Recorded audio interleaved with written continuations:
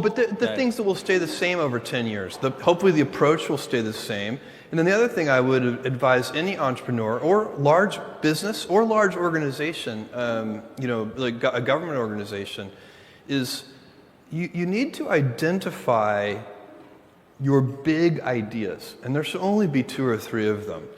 And then if a senior leader, the main job of a senior leader is to identify 2 or 3 important ideas and then to enforce great execution against those big ideas. And the good news is that the big ideas are usually incredibly easy to identify. You shouldn't need to think about them very much. You already know what they are. Let me give you an example. For Amazon, the consumer business, the 3 big ideas are low prices, fast delivery, and vast selection. You don't need, it's not the kind, the way you know that they're the big ideas is because they're so obvious. The big ideas should be obvious. And by the way, it's very hard to maintain a firm grasp of the obvious at all times. So little things can distract you from the obvious. But you have to back up and say, these are the 3 big ideas.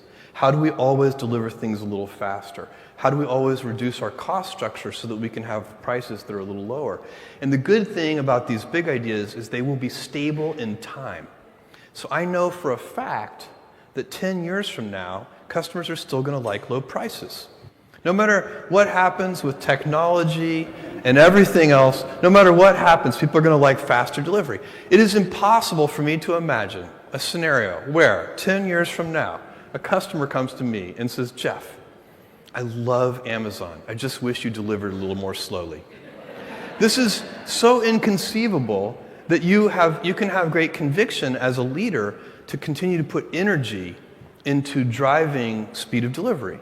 And whatever in AWS, I know that customers, they like low prices, they like availability, they don't want the services to be down, they like data security. It's not very hard to figure out what the big ideas are, and then you can keep putting energy into those things, and you spin up those flywheels, and they'll still be paying you dividends 10 years from now. And what I'm saying, I'm putting it in kind of a business context, but for those of you who are in government, these principles would apply identically to a government organization. You should figure out what the big ideas are and just spin up flywheels. Get those things rolling. Make sure that you've picked things that will still be true 10 years from now, 20 years from now.